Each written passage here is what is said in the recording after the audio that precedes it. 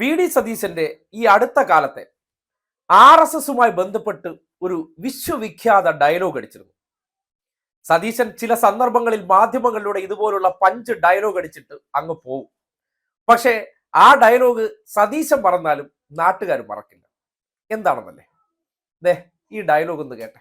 കേരളത്തിലെ RSSന്റെ ഏജന്റ് ആരാണ് എന്ന് സതീശൻ ചോദിച്ച പ്രസക്തമായ ചോദ്യം. ചോദിച്ച സന്ദർഭം എന്ന് പറഞ്ഞാൽ SFI പിള്ളേർ സതീശൻ RSS ശാഖയിൽ പോയി RSSകാരുടെ ഭാരതാംബയോടൊപ്പം തന്നെ ഗോൾവാൾക്കറിന്റെ ചിത്രത്തിന് മുന്നിൽ തിരികൊളുത്തി താണു വണങ്ങി നിന്ന സന്ദർഭത്തെക്കുറിച്ച് പിള്ളേർ ഫോട്ടോ ഉയർത്തിക്കാട്ടിയപ്പോ അതിനെ പ്രതിരോധിക്കാൻ വേണ്ടി സതീശൻ അടിച്ച വാചകമാണ്. ഓർത്തെടുത്തെ.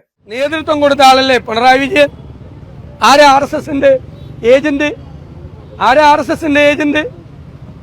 ഈ നമ്മുടെ നാഗ്പൂരിലെ പ്രതിനിധാനം ചെയ്യുന്ന മന്ത്രി നിതിൻ ഗഡ്കരിക്ക് സമ്മാനപ്പെട്ടിയും പൊന്നാടയുമായി പോയത് ആരാ?